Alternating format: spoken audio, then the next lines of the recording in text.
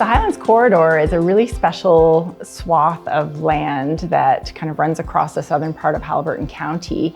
And it was a concept that came out of a lot of the research that the Land Trust has been doing over the past, several years.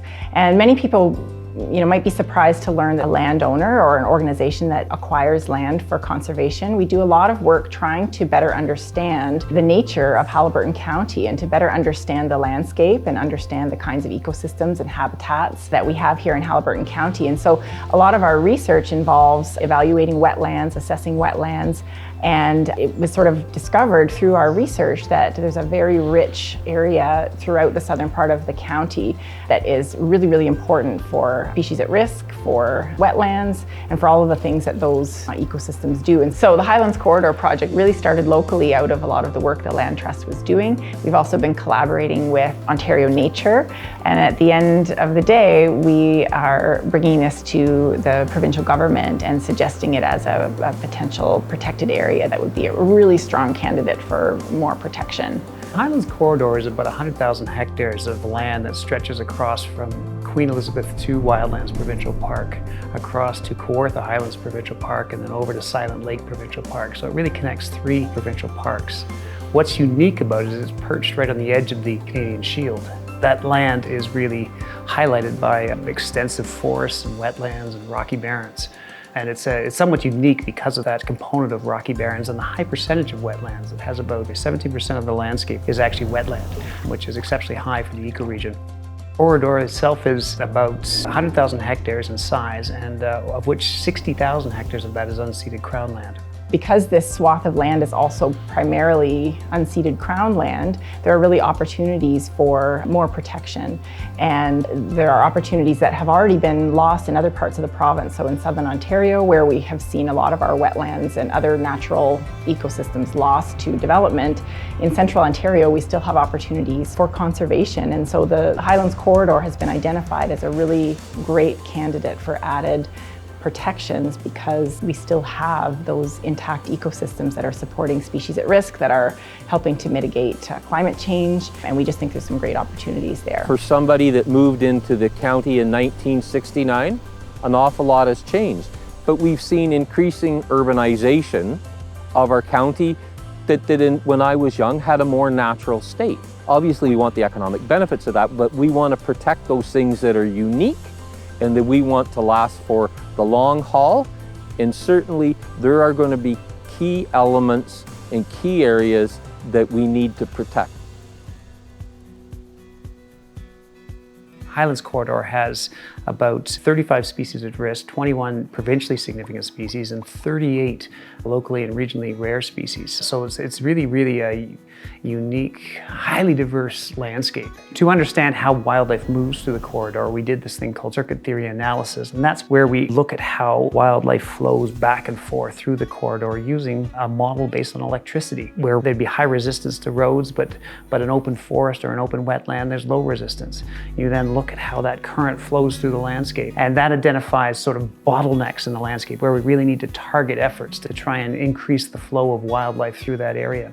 And so that circuit theory analysis has really helped us understand where we need to target our efforts and identify some key areas to fill in and to enhance that connectivity. In Ontario, we do have species that are at risk of going extinct, and those species rely on often specialized kinds of habitats, and those habitats are threatened by things like development, but also by things like climate change. And so by protecting wetlands, we're not only protecting habitat for those species, but leaving those wetlands intact also means they're storing carbon and they're mitigating flooding. It's sort of like a whole package. Really, all of those things interact as a system. You have all the species that are interacting in a habitat, and they're all helping that ecosystem tick. And we rely on those ecosystems for our own survival as well. The federal government is now committed to protecting about 30% of our landscape by 2030. Ontario right now only has about 10.7% of its lands protected. And just to move that 1%, we're looking at protecting 1 million hectares of land. So we're looking at a lot of land protection that we realize we need to do. We also recognize that it's going to take collaborative effort to get that connectivity and that protection that we're looking for in the corridor. Much of it is private landowners, and luckily there are many private landowners that recognize the importance of landscape conservation and building that climate change resilience, and are working with the Land Trust and are interested in good conservation and stewardship. I think it's very important to keep the bush country as natural as one can for the ecology, for the birds and animals that are disappearing. The Land Trust has initiated a Partners in Conservation program, which is just trying to work with landowners and help them in terms of good conservation and stewardship. Whether your interests lie within even forestry, selective harvesting, it can be done properly and sustainably. And if that is your interest, then you could become part of that Managed Forest Tax Incentive program. Similarly with wetlands, we've identified about 4,000 hectares of provincially significant wetland that qualifies landowners for a 100% tax break on their wetlands. And so these are different programs that the province has put in place to help landowners be good stewards on the land, recognizing that much of our land is private land and we have to work together to reach these sustainable goals. So nature-based solutions to big problems like climate change involve using what the landscape can give us, can do for us. It has a range of benefits, not just one thing that maybe a technological solution that would be designed to do. I think the corridor idea is a great one. I think it fits in a particularly special and unique area that is different geographically and environmentally from any of those lands that surround us.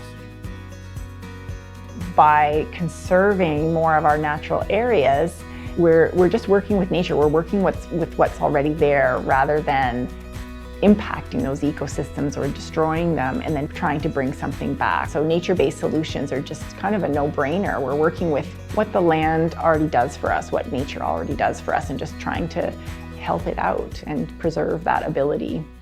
We don't know what we have until it's gone, and we have an opportunity to protect all of this before it's too late. We still have these very high quality intact habitats here in Haliburton County that once they start getting chipped away, we'll lose that and we won't be able to get it back.